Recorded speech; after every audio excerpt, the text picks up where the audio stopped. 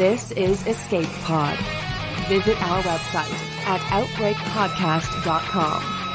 And now here's your hosts, Tony Brown and David Anthony.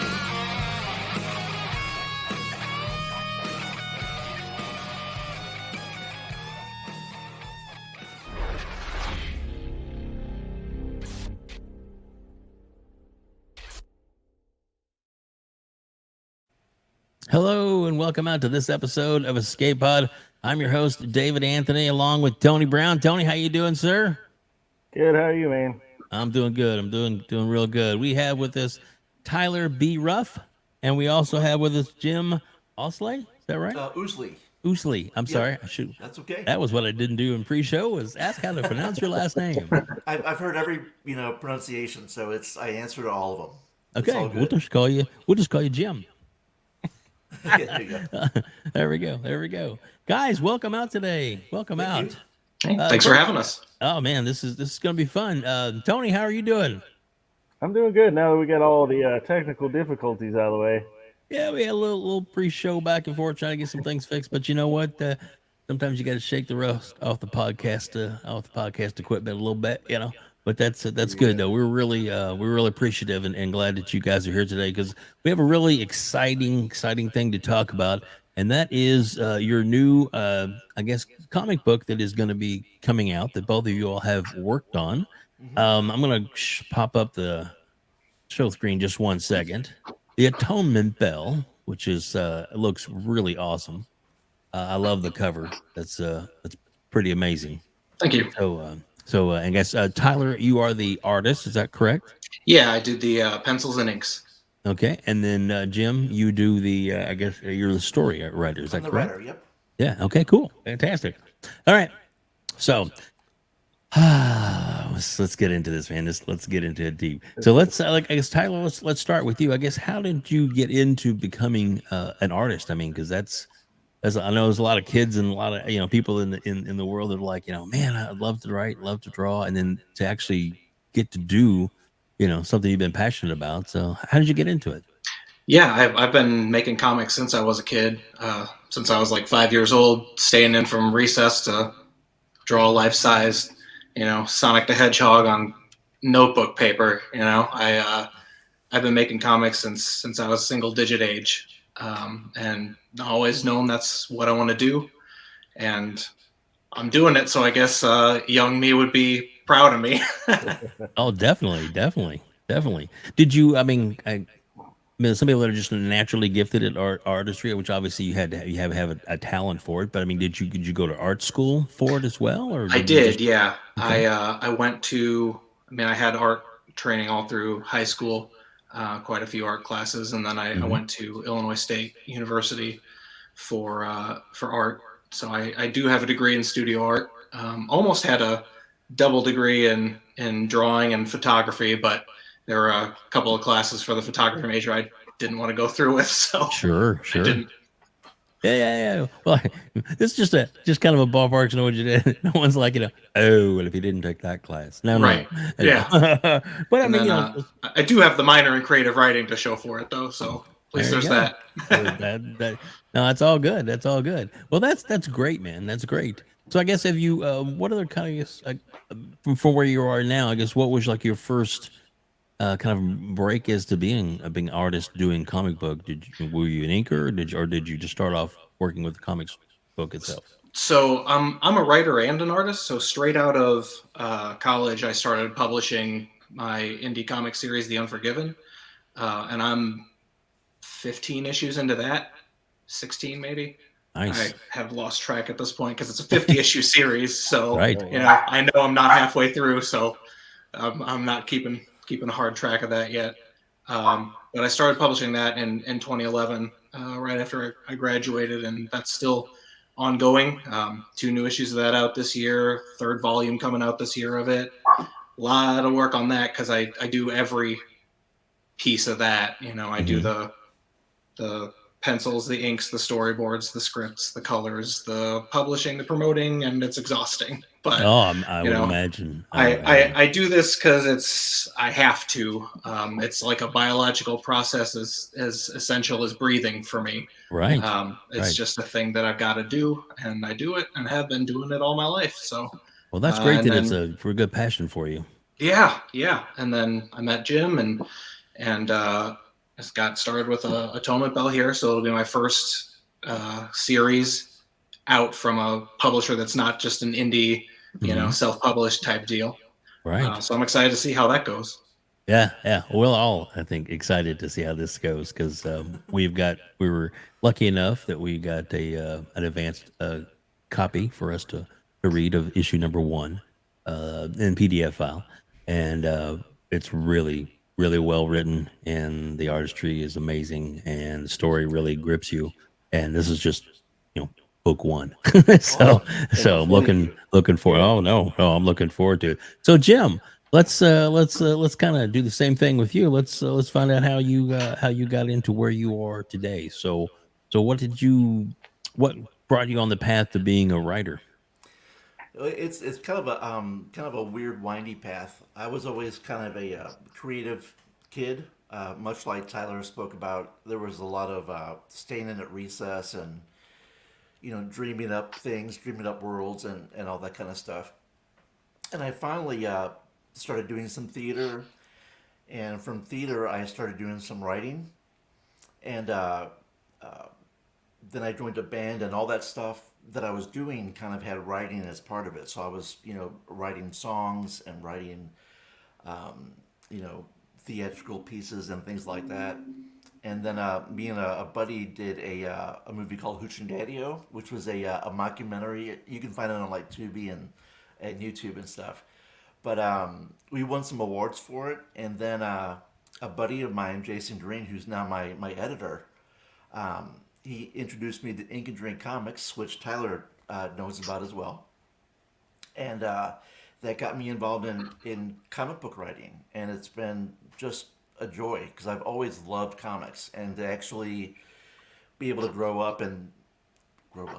to be able to get older and be able to do comics is it's just a gift. It's so fun and really fulfilling too.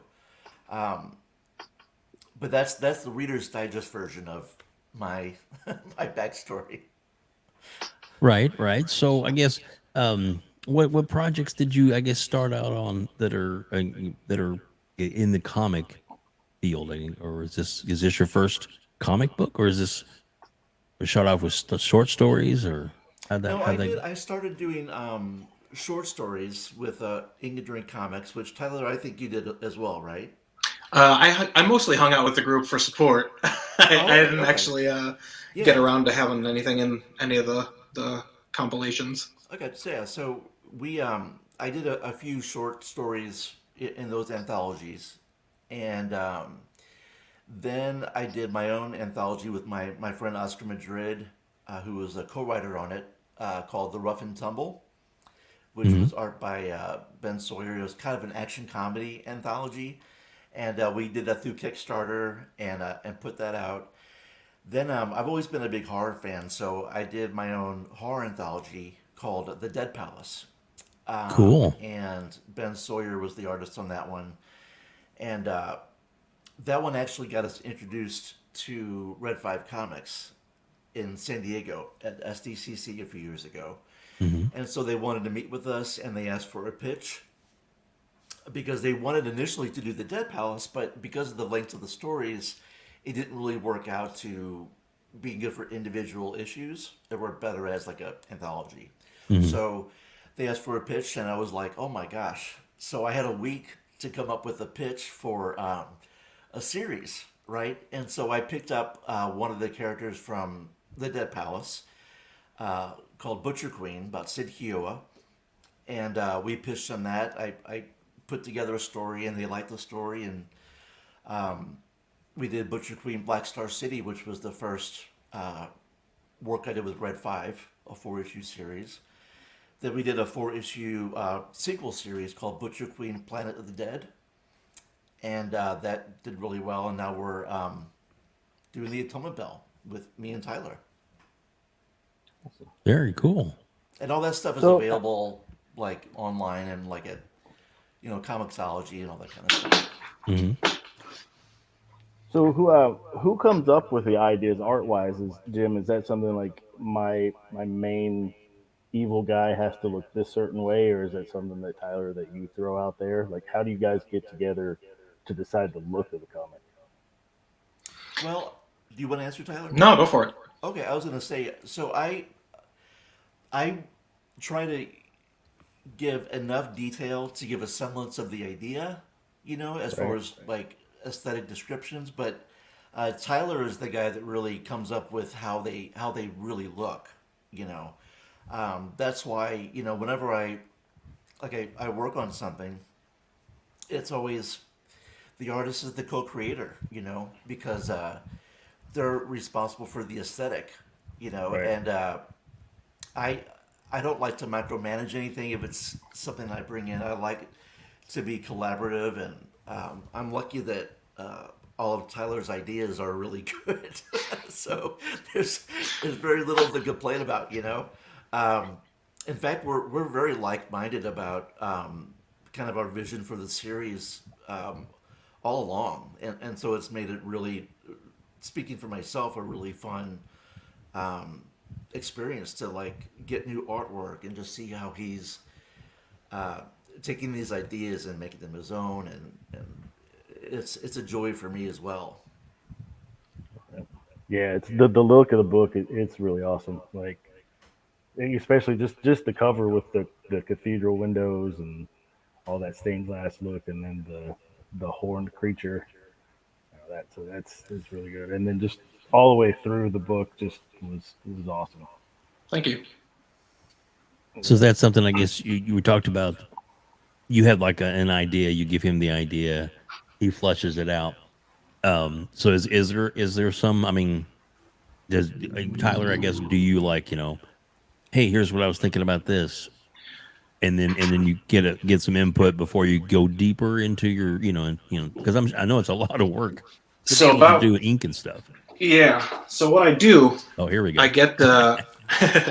It's just easier if I show you. It's a visual That's medium, awesome. right? Thank you so much. So, so I get the script from Jim, and then it's got enough description to where I go in then and I do, a storyboard of what each page is going to look like, pretty much exactly, and then That's awesome. map out all the word balloons to where they belong on the actual pages, so that there's enough room and they don't get cut off when they go to print. And then I pencil a thing out like so. So these are the pages that you just looked at here. Oop, it's mirrored, so it's difficult to. Yeah. No, I get There it. we go. So I pencil it out and then ink it up.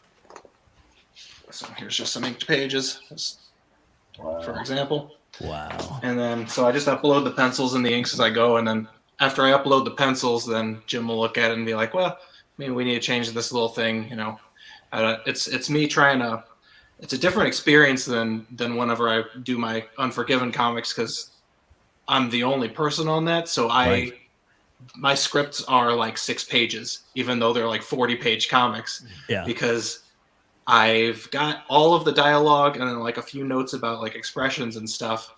But it's all ultimately, I know what I'm thinking whenever I'm making that script, but whenever I'm interpreting Jim's scripts, I'm like, okay, now I have to get in Jim's head, think about what like Jim's thinking for this, and then translate that to the page, and then translate that to the pencils, and then to the inks, and then so there's a lot more translation that goes on with that than does for the indie work. Well, that's cool because it's kind of nice getting the behind the scenes or the you know what I mean, a little bit of the the back and forth that because obviously it just doesn't need you just like here you go and you do it and it's done. It is a process. Yeah. I mean, and I'm sure.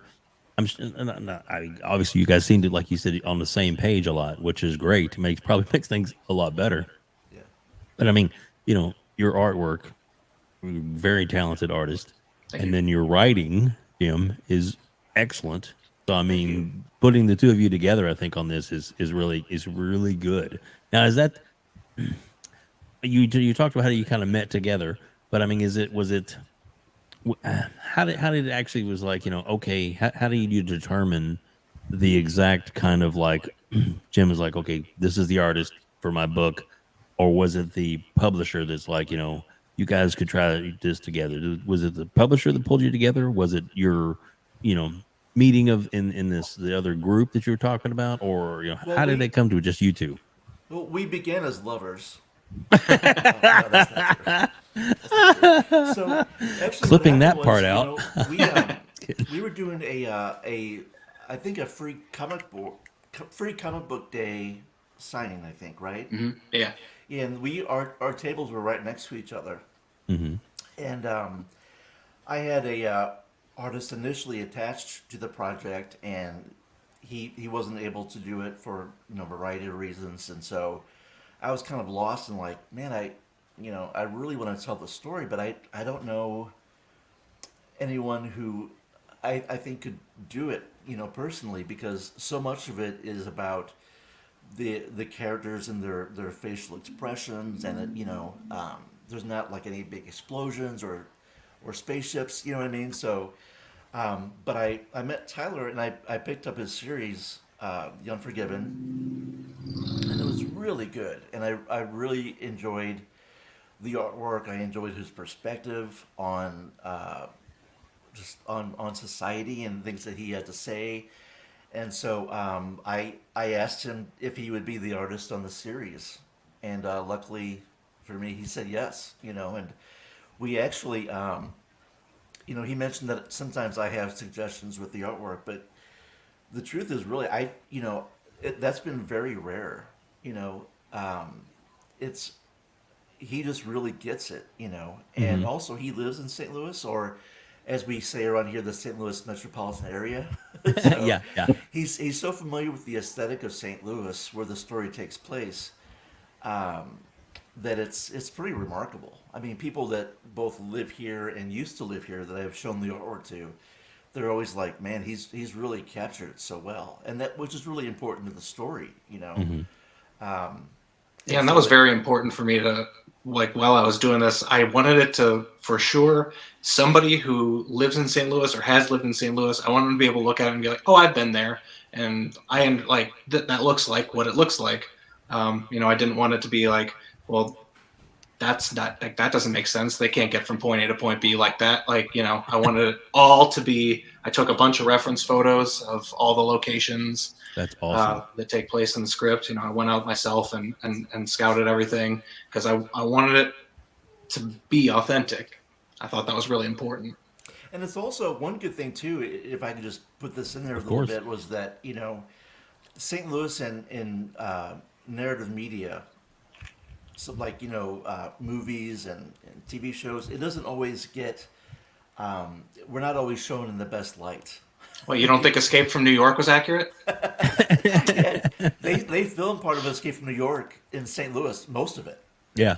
Yeah, and but no, St. Louis is it's got a lot of great architecture, and I think what Tyler's done a really great job of also is capturing the sort of aesthetic beauty of what we see in St. Louis as people that live here, and that was really important to me as well.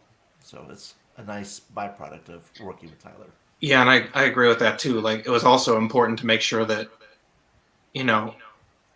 St. Louis was represented as a city that is it is beautiful. It is beautiful and valid, and it's a great place to come to see all kinds of gorgeous architecture, eat a lot of great food, and I feel like St. Louis kind of does get a bad rap and like a lot of representation. She's like, well, Chicago's right there. Why don't you go there? It's like, come to St. Louis. Like, Exactly. we're, Yeah, it's cool that it takes place in St. Louis for me, because just the first page or two when it's set back in the 1800s and in the forest, I assumed it was going to take place in kind of like eastern Kentucky, and I didn't realize it was going to be in such a big metropolitan area. So that was a good little twist, just that quick into it. I thought that was pretty cool. Cool. See, we do read the comics. It helps, right? It helps with an interview, that's for sure. I'll tell you that. Oh goodness. Well, so we got we've got the release coming out of the first issue. So when is that going to release? November 9th is when November the 9th. first Okay. issue drops, and then it comes out monthly after that.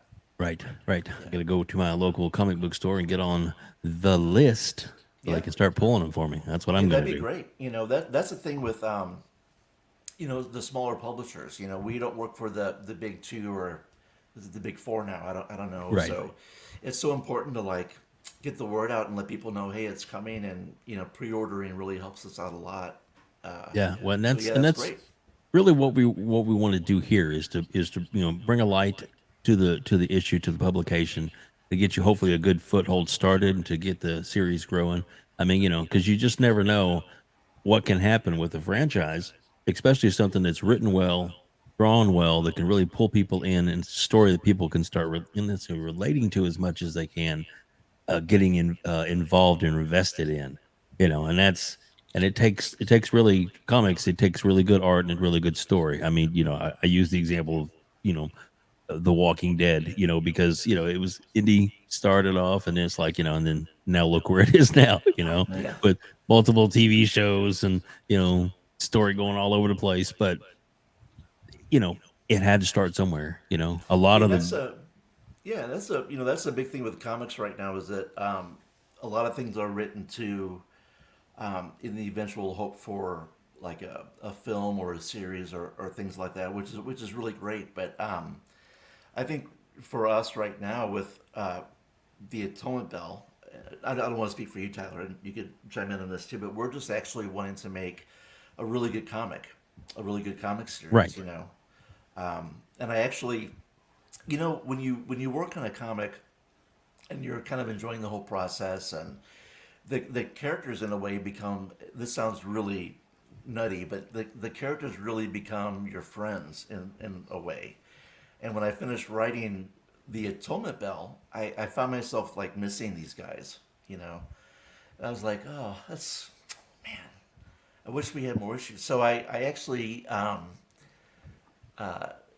Tyler will strangle me for this, but I had an idea for a sequel series at some point. So, but I yeah, bet he's that's right not now. so We're just mad. wanting to make a good comic. I think comics are like a great, if you think about it, comics have really withstood so many changes in media and technology, and I mean they're still around, and there's comic shops, and there's now we can get comics digitally, and so it's really stood the test of time, and to be a part of that is just, it's really an honor, and it's fun. Yeah, and this one's starting off and ended with a bang. Definitely that last page. I'm hooked just from that last Awesome. page. So yeah, and if you guys are gonna do merch, I suggest that last page be on everything. It was just that was a Yeah, big gasp on that one. I'm a big horror fan. I love horror stuff, and Tyler is too. And so like that, yeah, I was the same way. Like when there's two characters. I don't want to give too much away, but we call Right. them the Blood Children. And when I saw Tyler's design for them, there was just like, this is really cool, Yeah, you know. yeah. They're And it's they're Yeah. fun to they're be excited about your a project you're working on. yeah, they're So yeah, creepy little kids for real.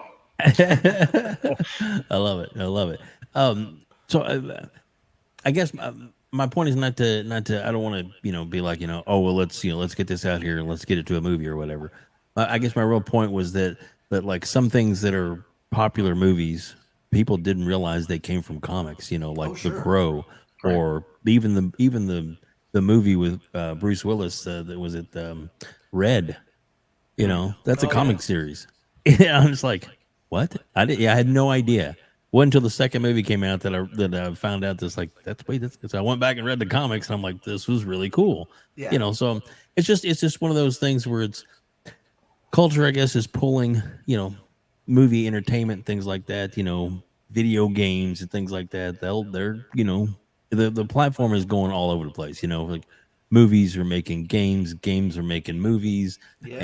and comics are making, they're making games out of this, and so it's Oh, just I get it. Yeah, I it, mean, make it's no but mistake. it's Like if if me and Tyler got an offer to have this be a film or a series, we'd be like, yeah, Netflix. that Sure. would be Yeah. great. Oh, I'm sorry. Was that Netflix? Yes. There we go. But It's yeah. not a But bad thing, you know. no, I'm not just, at all. Not at you all. know, But I guess in your head, I don't want to. I don't want to. You're not trying to give anything away. But I mean, what's your plan? Is this a 6-book series? 10-book series? 20? it's a 4-issue series. Okay. Red 5 usually that's the sort of way they usually work. Mm-hmm. They usually do 4-issue series. Mm-hmm. But this time, you know, like usually the average comic has 22 pages in it. Mm-hmm. Usually, on these were like I think and issue 1 and issue 4 I think are 26 pages, and issues 3 and 4 are 24 pages. Nice. I think so. We're trying to play with that a little bit and just give a little bit more. That just that was just the space we needed to properly tell the story Mm-hmm. in the pacing that we wanted it to. So Yeah. Well, like I said, me and Tony have been blessed as just to get issue 1, and we're both already hooked on it. So awesome. Yeah. I'm so we're glad. ready. And like I said, I'm going to make sure, and I'll put in there where people can find this, and when they can buy it online, that'll be in the description below, and this Okay. will also be available on iTunes, iHeartRadio, and things like that. Or our podcast goes out all over. So Cool. we'll be making sure we get all the information in the descriptions of all those, not just YouTube, but that will be available so that everybody can check those out, can find out where to get these great comics from their local comic book stores, because it's really it's an art, a true art, that I love comics. When I was younger, I had gone to a local comic book store convention here in Owensboro, and needless to say that we were lucky that we had one good artist. It was Ron Friends, who had done like he was at that time he was doing, I think, Batman, Oh wow. doing inking stuff for that, and and he would do an art, like a sketch for like whatever you want. And so I said, well, you do whatever. He goes, yeah, whatever. And he charged like a fee to do this, and it was like a 10-15 minute little sketch, and you're out the door kind of thing, on to the next person. I think I was like, I paid like 60 or $70. At the time, that was a pretty good chunk of change. Yeah, But he drew Batman on the Dark Knight. And he gave me so much crap for this. And then I had him from Marvel Comics, different series. Okay, I had him do Paul Stanley, Star Child from the, and he put them together in one thing. And it was like he kept making fun of Paul Stanley the whole time, like he was, let's say, effeminate. right, sure. Come on, You know what- Batman, let's go. You know what's so It funny? was so funny though. You know what's so funny? I am a massive Kiss fan. Ah, yeah, me too. I love Kiss. I've seen them like 5 times just on this tour. Nice. Me and my wife have been on the Kiss cruise, and I've interviewed Paul Very cool. twice, and I've got one of his paintings in my living room. Oh, wow. That's awesome. Okay. All right. We're going to have to talk after the podcast. Whole new level of conversation. But yeah, no, I'm right there with you, man. So, because I'm still waiting. Every now and again, I'll throw it up on Gene's Twitter feed. I'm like, so Gene, when are you going to make your appearance in the Marvel universe? You're actually canon in Marvel. I mean, come on. Yeah. You thought Doc Doom. I mean, come on. Right? Yeah. Kind of thing. And but I'm sure at this point he's like, how much they're going to pay me? Gene, no. Oh yeah. It's for course. the nostalgia, not for the money. You have enough money. But anyway, it was cool. And unfortunately, that particular piece of artwork lived in an apartment at the time. The lady above us overflowed her bathtub. Water ran down the wall, Oh. ruined it. Oh man. Yeah. Oh, that sucks. Anyway, been trying to get them to redo that for years, but he's no longer even taking list on hold to do artist redos and stuff. So, but anyway, my point was that it was, to me, the comic book and the artist and the stories and the amazing things of comic books, grew up as a child with that, and then to this day, I still enjoy it, and it's so spread across the culture that a lot of people, because it used to be at some points it'd be like, comic books. What is it? Yes, garbage. It's rags. But now it's so diverse. I mean, it's not just superheroes, but there's horror comics and different stories and elements and even the newest and current topics. From gay and lesbian to gay pride Yeah. to war or the whole social justice things. It goes everywhere. Go ahead, Yeah, Tony. I think comics used to be probably treated primarily as a genre. Like, you've got your horror genre, you've got your sci-fi genre, you've got your comic genre, but it's not. It's a medium. And I Right. feel like that's being more recognized today, that it's a way of telling stories, not its own like niche thing. It's which is what it should be. It's just as valid an art form as any other. It's whenever I do a page, each individual panel is its own piece of art, and then the whole page is its own piece of art looked at together. 2 pages together can be its own thing together. So it's yeah, I mean, I treat every panel as its own composition. Each page is its own larger composition. It's no Goya or Dürer. It's its own thing, But it's I gotta say too, real quick, but kind of talking about what Tyler's talking about. When you guys, there's a page in issue 2 that Tyler did that he sent me that blew me away, and I wish I would love to have the original of it and hang it on my wall. I'll probably sell the pages eventually, so you can have first dibs. But it's so good. Wait till you guys see it. And the whole thing is really cool. But Right.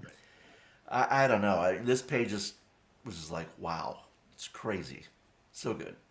I'm excited because if it's a wow compared to that last page in the first issue, I can't wait.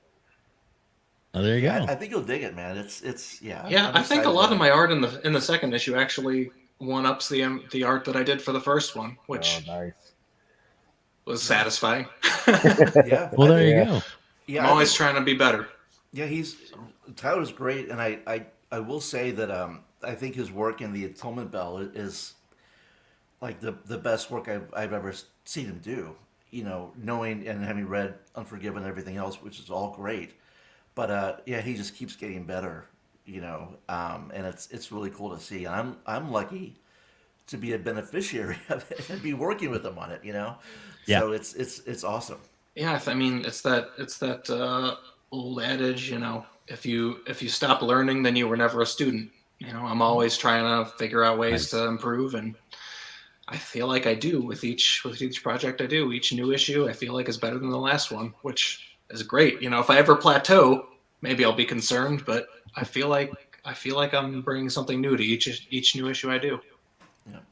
That's great. And you know what I'm enjoying about this conversation today is that both of you're a good compliment to each other. You know what I mean? It takes a good writing to get you to do the good artwork that shows off his good writing. Does that make sense? It's a nice little circle, and you guys really seem to complement each other. And this can hopefully, like I said, it's 4 series issues, 4 issues a series, I should say. Kind of said that backwards, but that you guys hopefully there'll be something in the future you guys will be working on as well too, and hopefully we'll have you back for that because we would love to talk with That'd you be guys great. more. Yeah. So Yeah, it's Nice. important to. I mean, that's what doing comics is all about. It's collaborating and finding that person that you've got a creative synergy with. I always tell people that he's the Sonny to my Cher, and vice versa. I never say that. Tyler, don't go I'll skiing. set up the ski slopes, yeah. Watch out for that tree. Anyway, that was bad. Sorry, but any more questions there, Tony? No, I'm still. I've pulled up the issue next to me, and I just keep looking back over it. So, just and just waiting for Sister Anna to get hers too. So. Oh, listen, she's trouble more than you know. Oh, all right, cool. Well, like I said, make sure everybody gets out there and gets to your local comic book store. I'll put the description and everything and information about it, where you can also check out the website for the comic book series itself, and about how you can get more information about the new issues as they come out. But it's definitely something that everybody, if you're a comic book fan, you need to get into this series. It's not a big one, so it's not going to be a big investment for you, but it's going to be something that pays off in the long run, because I know it's a story that's well told and that you're going to enjoy, and you'll probably keep with you for a lot of years. So, again, Tyler, Jim, thank you so much for joining me and Tony today. We really appreciate it. So, thank you so much for being here, and thanks everybody for joining us here on Escape Pod. And we will have more episodes coming up again shortly. And guys, thanks again for being here. Yeah, thanks for having us. Yeah, thank you. All right, guys. Thanks again. Is there anything else you want to say, like any other your social medias or anything like that you guys are on that you want to put out there, or where other people can see maybe some more of your artwork or maybe more of your stories? Yeah, I'm on there. I try to stay off of it as much as possible, but we are theunforgiven.com or tylerbruff.com. Either way, you can find links to all my stuff. Okay, and I'll put those in the descriptions below. That's all right with you? Sure. Okay. Jim, and anything? I'm on Twitter at Jim Ousley. Right. That's it. Perfect. You pronounced that quite well, by the way. I just wanted you to know. I've had some practice. Yeah, sorry about that. Anyway, but guys, thank you all again, and thanks everybody from Tony. Good seeing you again, buddy. Thank you all for being here at Outbreak Podcast. Episode of Escape Pod. If you enjoyed it, please like the episode and subscribe to our YouTube channel. And if you would like to be a part of future podcasts, then email us at outbreakpodcast@gmail.com. And be sure to visit our website, outbreakpodcast.com, for more episodes, show notes, photos, and other podcasts on the Outbreak Podcasting Network. That's outbreakpodcast.com.